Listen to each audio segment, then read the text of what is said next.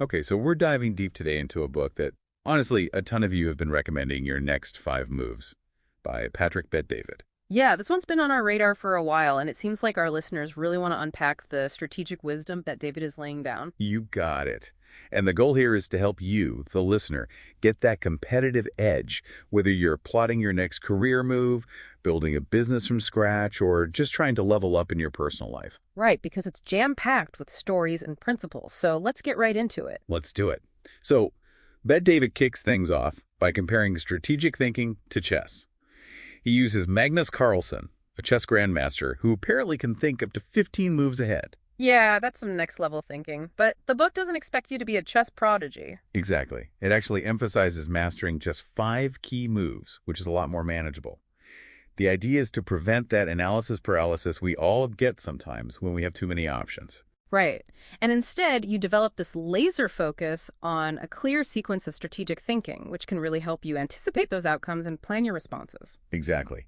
And those 5 moves he talks about are the foundation for success in business, according to Bet-David, and they pretty much form the backbone of the whole book. I think what really resonates with me is how grounded Bet David's approach is.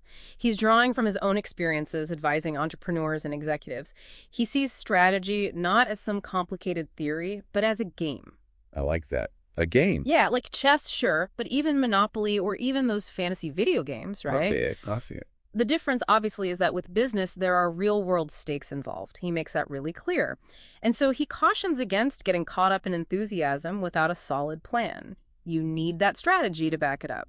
He emphasizes that strategic thinking has to be sequential. You can't just jump to that final winning move without carefully navigating the steps that lead you there. Right. You have to build that foundation. And what I find really reassuring is that Bet-David really intends for these principles to apply to everyone, regardless of where they are in their journey. Absolutely. You know, whether you're just launching your first venture, you're a seasoned CEO, or you're crushing it in your current role, these principles are really about honing those self-awareness skills and sharpening your ability to think strategically. Totally. And those skills are transferable across the board, from your career to personal life. Exactly. And to our listeners out there, we want you to walk away from this deep dive with tools you can actually use. The goal is to empower you with actionable frameworks and those aha moments that you can directly implement without getting bogged down in theory. Absolutely. Actionable insights are key. Now, before we break down the 5 moves, I think it's important to understand a bit about Bet-David's background. It really gives context to his perspective. Definitely. His experiences are quite formative. He starts by talking about growing up in Tehran during the Iran-Iraq War. Imagine being an 8-year-old under constant threat of air raids. That's a pretty intense childhood. Right. Having to live with that kind of uncertainty must have had a huge impact on him. Totally. And then his parents made the incredibly difficult decision to leave Iran as the conflict escalated. They spent 2 years in a refugee camp in Germany before finally making it to the U.S. in 1990. It's pretty clear that facing those kinds of high-stakes situations so early in life must have instilled in him a pretty high tolerance for adversity and difficulty. And when you connect that to his business philosophy later on, it makes sense that he sees navigating risks and setbacks as just part of the game. Makes total sense.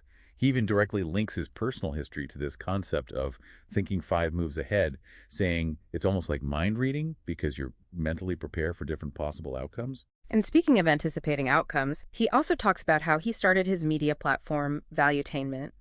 He started the YouTube channel back in 2013 with a very basic setup. Just him, his colleague Mario, and a simple Canon camera. I remember those early videos, 2 minutes with Pat, right? Yep, that's the one. And in those videos, he just shared insights from his own experiences in business. And they didn't exactly have millions of subscribers from the start. Oh no, they only had about 60 in their first year. Wow. But they stuck with it, eventually rebranding as Valuetainment, and then in 3 years, they hit 100,000 subscribers. That's incredible growth. It is. And by March 2020, they had over 2 million. This is a perfect example of that long-term vision and perseverance that he preaches in the book. It really shows how thinking ahead and consistently executing a plan can lead to success, even if it's not an overnight sensation. It's a real testament to that idea of playing the long game. Now, to give you a sense of how we're going to unpack all this, the book centers around 5 core moves. First, understanding who you want to be, deep down. Second, developing that solid ability to reason and think critically. Third, understanding others. This is about building strong teams and navigating those relationships. Fourth, mastering strategy to achieve real scale in whatever you're doing. And fifth, harnessing momentum to work in your favor. And we're going to weave these 5 moves into our discussion as we explore the examples and principles in the book. Exactly. So let's start with that first move, understanding who you truly want to be. It's not about just setting surface level goals. It's about a much deeper self-reflection.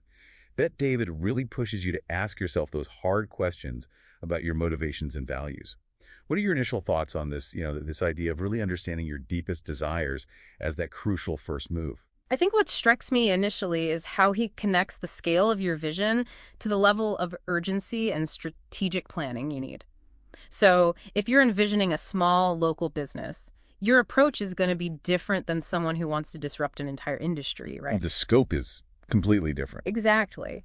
He stresses how important it is to take the time to get clarity on your personal narrative, on who you actually aspire to become. That deep inner understanding is what's going to fuel you when you inevitably hit those challenges and setbacks that are part and parcel of the business world. And he makes it clear those challenges aren't the exception, they're the norm. Exactly. You have to be ready for them. And Bet David argues that being able to endure and tolerate pain is absolutely essential for success. He actually shares a story about his own early ambition to become a fitness icon, like the Middle Eastern Arnold Schwarzenegger. I love that analogy. Yeah. And then he talks about how he got passed over for a promotion early on in his fitness career and how deeply disappointing that was for him. That had to be a blow. It was. But that setback actually ended up being a turning point, even though it was painful at the time. And he uses this example to show how these moments when you feel powerless or angry or sad can actually give you huge insights into what truly drives you. Yeah, I'm starting to see what you mean. He even talks about how shame can be a powerful motivator. And to illustrate this, he brings in those larger-than-life examples like Elon Musk, Barbara Corcoran, and Michael Jordan.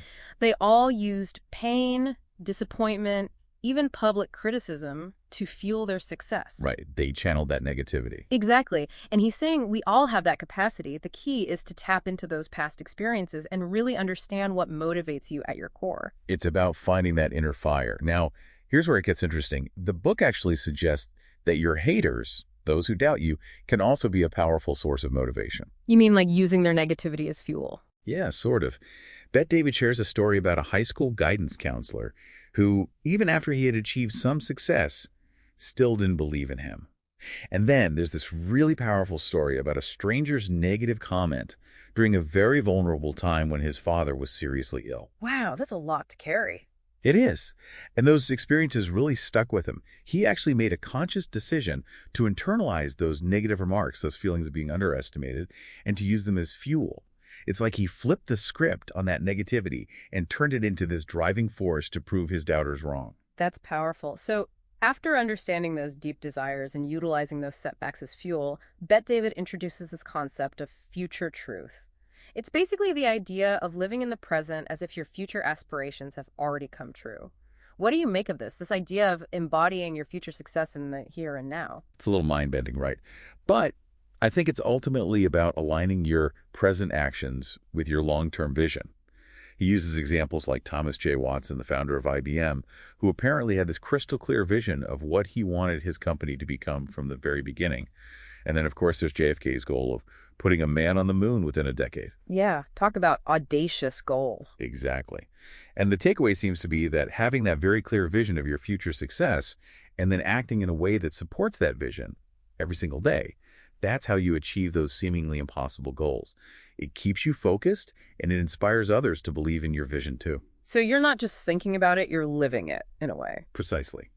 And to reinforce that internal vision, Bet David highlights the importance of having personal heroes and using visualization techniques.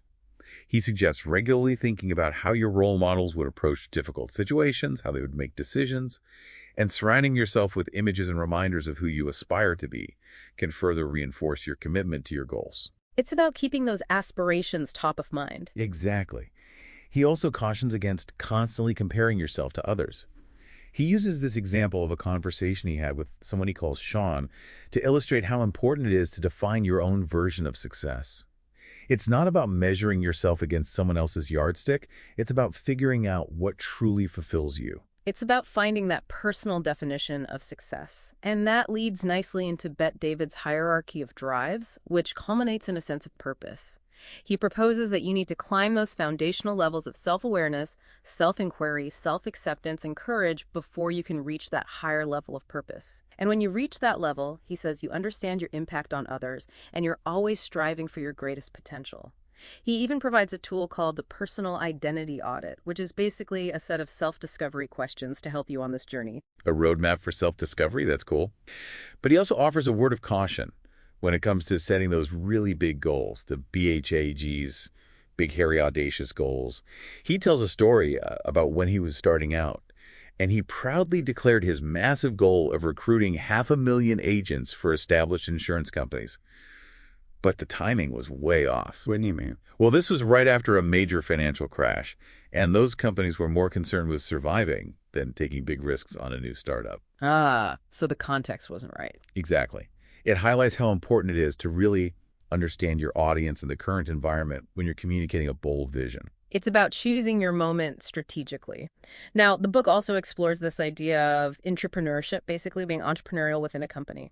It goes back to what we were talking about earlier with creating a fulfilling and impactful role within your existing organization. I love this idea. Yeah, and Bet David outlines the characteristics of companies that are really good at attracting and retaining these entrepreneurs.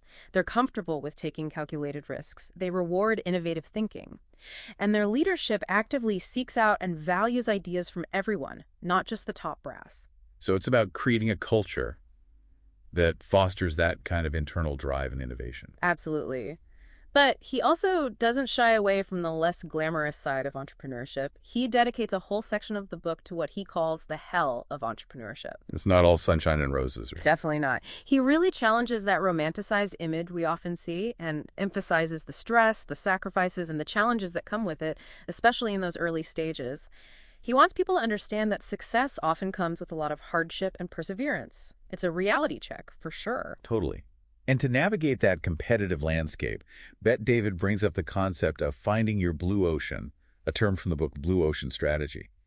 It's all about finding those uncontested market spaces where you can thrive without having to fight tooth and nail in an already crowded market. So avoid the bloodbath. Find your own space to swim. Exactly. He gives the example of the insurance industry around 2007. He saw a huge opportunity to focus on those demographic groups that were being overlooked by the big players and to use new technologies like social media to reach them. While everyone else was stuck in the old ways, he was carving out his own path. Smart move. Now moving on to the second core move in the book, the ability to reason effectively. A key element Bet David emphasizes is developing that capacity to process issues and challenges without just reacting emotionally. You've got to keep a cool head. Exactly. It's about taking responsibility for your part in a situation and using both analytical and emotional intelligence to work through it. He actually shares his own personal experience with panic attacks that stemmed from indecision, which really highlights the importance of having a structured approach to problem solving. So it's not about getting overwhelmed, it's about tackling those problems strategically. Precisely. And he stresses that it's not about blaming external factors. It's about seeing yourself as the solution architect. You're in control. Exactly. He also introduces this really useful concept called investment time return, or ITR, as a way to evaluate decisions that involve both time and money. So it's not just about the financial investment, it's about the time commitment too. Right. It forces you to think about payback periods and the real costs and benefits before you jump into something. It's about thinking things through, weighing those options. Absolutely. And he uses this great metaphor of solving for X, encouraging you to break down those big, complex problems into smaller, more manageable pieces. Just like you would isolate a variable in an algebraic equation. Get to the root of the issue. Exactly. It's about finding that underlying cause that needs to be addressed. And he has this great anecdote about a time he was considering investing in a movie studio. He was initially excited, but he ended up declining the opportunity after a careful analysis. What made him change his mind? He realized that the numbers didn't add up. He wasn't just swayed by the glamour of the industry. He took the time to really understand the financials, the growth projections, the whole picture. So it's about balancing that initial excitement with a healthy dose of logic and analysis. Right. You have to look beyond the surface. Okay. Now let's talk about the third core move, which focuses on understanding others. Bet David talks about creating a benefits program, but not in the traditional sense. He's talking about focusing on what you can offer others in terms of growth, opportunity, and mentorship. So it's about investing in your people Exactly. It's about shifting from a self-centered mindset to a giving mindset. And he argues that this actually makes you more valuable in the long run. because you're helping others succeed, which ultimately benefits everyone. Exactly. And when you help others grow, you grow too. And the book also stresses the importance of having a consigliere, a trusted advisor who can give you honest feedback and challenge your assumptions. He uses those classic examples like Warren Buffett and Charlie Munger, Steve Jobs and Steve Wozniak, those partnerships where each person brought something unique to the table. Those are some powerful duos. They are. And Bet David himself often brings in people with opposing viewpoints to discuss big decisions just to make sure he's getting a balanced perspective. I like that. Getting those diverse opinions can really help avoid blind spots. But even with trusted advisors, he emphasizes the need for thorough due diligence. He brings up the Donnie Brasco story, which is a classic cautionary tale about the importance of vetting people, especially when you're giving them access to sensitive information. Trust but verify. Exactly. And he also gets into effective hiring practices, recommending a systematic approach with behavioral questions, checking references, and using probationary periods to really minimize the risk of making a bad hire. Because a bad hire can really hurt a company in so many ways. Big time. To retain those key team members, he talks about golden handcuffs, which is essentially offering equity or other incentives over time to keep people engaged and invested in the long-term success of the company. So it aligns their interests with the company's goals. Exactly. And when it's time to let someone go, he emphasizes the importance of firing gently but firmly. It's about being respectful and empathetic, but also being clear and decisive. He even points out how delaying those tough decisions can actually hurt the team as a whole. It's about being fair to everyone involved. Now, Bet David also explores this idea of radical transparency with boundaries. He's a big proponent of honesty and open communication, but he also recognizes that you have to be sensitive to different perspectives and industry norms. So it's about finding that balance between transparency and discretion.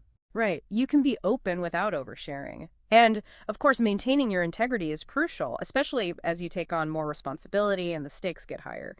He even tells a story about how he had a self-imposed code of conduct, even in his younger years, to make sure his personal life didn't impact his business. He was protecting his reputation from the start. Smart. Another crucial point he makes is about having a contingency plan. Being prepared for those unexpected events and having backup plans in place is essential for long-term stability and growth. He even cautions against that mindset of thinking anyone is irreplaceable. Everyone is replaceable. Right. You have to plan for those possibilities. And here's an interesting concept. He argues that friction is good. He's saying that constructive conflict and having those diverse opinions are actually vital for growth and creativity. I can see that. You need those different perspectives to challenge your thinking. Exactly. He uses an example of an exchange between Joe Rogan and Brendan Schaub to show how direct, even tough feedback can be beneficial if it's delivered with good intentions. It's about being open to those challenges. And building on that idea, he introduces the concept of creating positive friction. This is about strategically spreading positive feedback about employees through indirect channels, which can be more effective and impactful than just coming right out and saying it. It's a more subtle approach, Yeah. but it can be powerful. And then he talks about the importance of culture as a foundation, emphasizing that a company needs a strong, well-defined culture to scale and become less reliant on the founder. Building that culture often requires tough conversations and a commitment to transparency. It's about creating those shared values and principles that guide the company, even when the founder isn't there to micromanage. Exactly. It's about empowering your team to make decisions aligned with those values. And Bet David draws an interesting parallel to personal relationships. He's a big advocate for having prenuptial agreements in business. Wait, like a prenup for a company? Yeah, essentially, it's about having those clear, documented agreements with employees, partners, and investors from the get-go to prevent conflicts and potential financial losses down the road. So it's about setting those expectations up front. Right, being proactive rather than reactive. He also has this great story about a former employee named Danny, who eventually became a bank president, to illustrate the importance of genuinely caring about the people who work for you and remembering their stories. It's about building those lasting connections. It's those human connections that really matter in the long run. But as you become more successful, Bet David cautions that your circle of trust might get smaller. He talks about the limits of trust, saying you need to be aware of potential betrayals, even from people you consider close. So be cautious, but don't let that stop you from building those strong relationships. Exactly. It's about finding that balance. And he introduces a really important concept called the platinum rule. Which is? It's about shifting from the golden rule, do unto others as you would have them do unto you, to a more nuanced approach. Okay, I'm intrigued. The platinum rule is do unto others the way they want to be treated. It's about understanding individual motivations and communication styles, what he calls their love languages, in a business context. So it's about tailoring your approach to the individual. I like that. It's about being adaptable. And building on that idea, he presents the 9 entrepreneurial love languages, which are specific ways to show appreciation and motivate team members in a business setting. It includes things like making people feel needed and valued, showing genuine interest in their ideas, and giving them more responsibility and autonomy. It's about empowering your team and recognizing their contributions. Absolutely. And he defines the true meaning of CEO not as a title, but as something you earn through the respect and recognition of others. Scaling a business means constantly learning about vision, strategy, and logistics. And he emphasizes seeking out mentors and committing to your own development to really master those skills. Always be learning. Now, moving on to the fourth core, move mastering strategy to scale the book dives into capitalization strategies, exploring the pros and cons of bootstrapping versus seeking external investment. And he makes it clear that you need to understand the motivations of different types of investors, which can vary widely. Right. Some are in it for the quick return. Others are more interested in long-term growth. And he emphasizes the role of mentors in connecting you with the right investors for your specific needs. Mentors are key in so many ways. To achieve that exponential growth, Bet David talks about exponential growth strategies, which are basically those innovative, even disruptive campaigns that create huge value for customers and shake up the market. So it's not just about incremental growth, it's about those big leaps forward. Exactly. He gives examples like Ballitoll Fitness, offering those zero down payment memberships back in the day, and Amazon Prime bundling all those benefits into one subscription. That's smart. Give the customer a ton of value. And to help you balance those day-to-day operations with those bigger long-term growth initiatives, he introduces the strategy quadrant. It's a way to make sure you're not neglecting either side of the equation. Exactly. You've got to keep moving forward on both fronts. He also draws some leadership lessons from coaches like Bill Belichick, talking about how to effectively apply pressure by setting high expectations and holding people accountable. And he makes a distinction between managing high-performing lions and average performers, recognizing that those top performers need to be challenged and motivated differently. It's about tailoring your management style to the individual. You got it. And then there's the concept of compressing time frames. It's about becoming more efficient, eliminating those unnecessary steps. He uses Toyota's rapid problem-solving on their assembly lines and McDonald's obsession with speed in their fast food service as prime examples. Speed and efficiency are huge competitive advantages. Absolutely. And knowing when to make those key moves, like launching a new product or hiring a key person, that strategic timing can make all the difference. It's about seizing the right moment. But he also cautions against overspending, sharing a story about an entrepreneur who went all out on a fancy office space and almost tanked his business. Ouch. A classic case of letting expenses get out of control. Exactly. And then he dives into the consequences of vices, highlighting how unchecked bad habits and unethical behavior can completely derail your momentum. He even lists the 5 deadly sins of entrepreneurs, which include being too cheap, splurging recklessly, letting the wrong people influence you, having that royalty mentality, refusing to adapt, and constantly comparing yourself to others. So many pitfalls to avoid. And then he tackles the temptation of fast money, warning against those unethical shortcuts. It's a reminder that building a lasting business is a marathon, not a sprint. Slow and steady wins the race. And Bet David stresses the importance of embracing chaos as a natural part of the entrepreneurial journey. He says you need to develop systems and processes to manage that chaos effectively, which brings us to that 5th core move, making momentum your friend. And that starts with tracking your business data, making those data-driven decisions based on your key performance indicators. You can't improve what you don't measure. Exactly. And he uses the Moneyball analogy to highlight how important it is to use data and logic to make those decisions. He even suggests hiring experts in predictive analytics to anticipate those future market trends. So you're not just reacting to what's happening now, you're looking ahead and planning for the future. That's the goal. And he talks about identifying leaks and trends in your data to spot those inefficiencies and those emerging patterns that might signal opportunities or threats. It's like having a finger on the pulse of your business. Right. And while quantitative data is crucial, he also points out that qualitative data matters too. It helps you understand the why behind the numbers, which can be really valuable. Like figuring out why a talented employee might be underperforming. Exactly.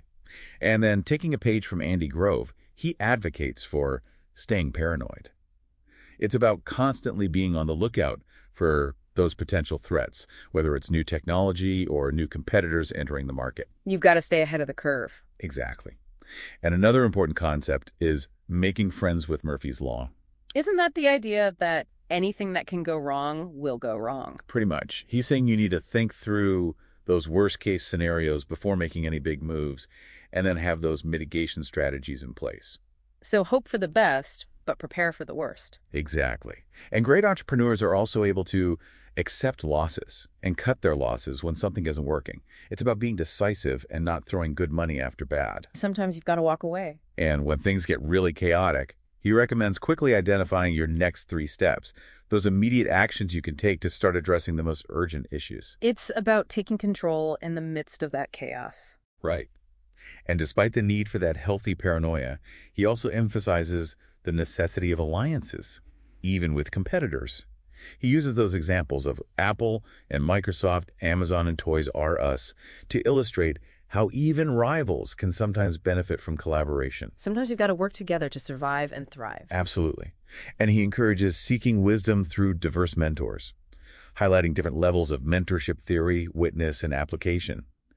He stresses that those mentors with real-world experience, those at the application level, are incredibly valuable. They've been there, done that, so they have those practical insights. And to successfully scale for exponential growth, he says you need a combination of effective capitalization, that balance between those exponential and linear growth strategies, and leadership that sets high expectations and holds people accountable. So it's a multifaceted approach. It is. And before going head-to-head with those big players in the market, he emphasizes understanding Goliath. Yeah. You need to know their strengths and weaknesses, as well as your own, to find those opportunities. It's about being strategic, not just charging in blindly. Precisely. And Bet David even encourages entrepreneurs to be shameless in promotion, not in a bragging way, but in finding those authentic ways to get attention for their brand and their message. This could be through storytelling or what he calls book dropping, mentioning your book or your work in relevant conversations. It's about getting your message out there. Exactly. And as your vision evolves, your brand and messaging need to evolve too. The way his platform went from 2 Minutes with Pat to Valuetainment is a perfect example. It's about adapting to that growth. And to stay focused, he recommends turning off the noise, reducing those distractions like celebrity gossip and excessive news consumption. You've got to protect your mental space. Right. And that includes cutting the fat, eliminating those negative thoughts, unproductive relationships, and those time-wasting activities that drain your energy. Streamline your life. Focus on what matters. Absolutely. And while having that big vision is important, he also emphasizes the importance of incremental growth, breaking those big goals down into smaller, more manageable steps. It's about making those goals less daunting. Exactly. And then he has this really interesting section about learning from mobsters. Wait, what? Learning from the mob? He's not endorsing their activities, of course, but he's saying they have some valuable lessons to teach about selling, negotiation, and influence. Okay, I'm curious. He's particularly interested in their understanding of leverage and their meticulous preparation for those high-stakes meetings. It's about being strategic and thinking several steps ahead. Right. And he outlines 7 essential steps to prepare for a meeting, which are all about understanding the other party's needs, defining your objectives, figuring out your leverage, anticipating their moves, having backup plans, getting yourself in the right mindset, and building a reputation for exceeding expectations. That's a lot to keep in mind. It is, but it's about being as prepared as possible. And he sees effective sales as being about more than just presenting facts. It's about genuine conviction and transferring that feeling to the other person. You need to understand their perspective and build that trust. It's a human connection, not just a transaction. Exactly. And negotiation is all about understanding and utilizing leverage, but he cautions against abusing that leverage for a quick win, because that can damage relationships in the long run. It's about building those mutually beneficial partnerships. Absolutely. The book really comes down to these core principles: outworking, out-improving, out-strategizing, and outlasting your competition. So it's about being relentless in your pursuit of success. Exactly. And he emphasizes the value of shadowing others, even after you've achieved a certain level of success. It's about constantly seeking out those opportunities to learn from those who have already achieved what you're striving for. Never stop learning. Never. He defines great leadership as setting an example, earning that moral authority through your actions, and inspiring others to reach their full potential. It's about empowering those around you.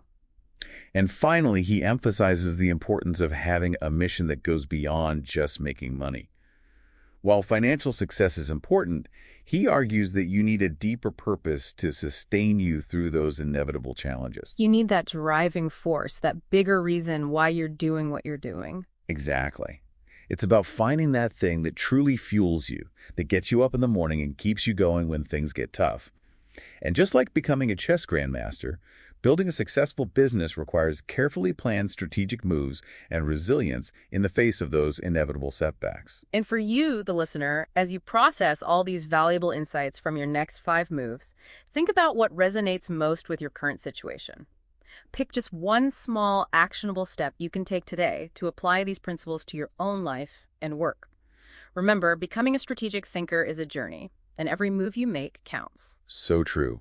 It's about making those deliberate strategic moves day after day that will ultimately lead you to your goals. And that's the key: consistency over time. Absolutely. Well, I don't know about you, but I'm feeling incredibly motivated to level up my own strategic thinking after this.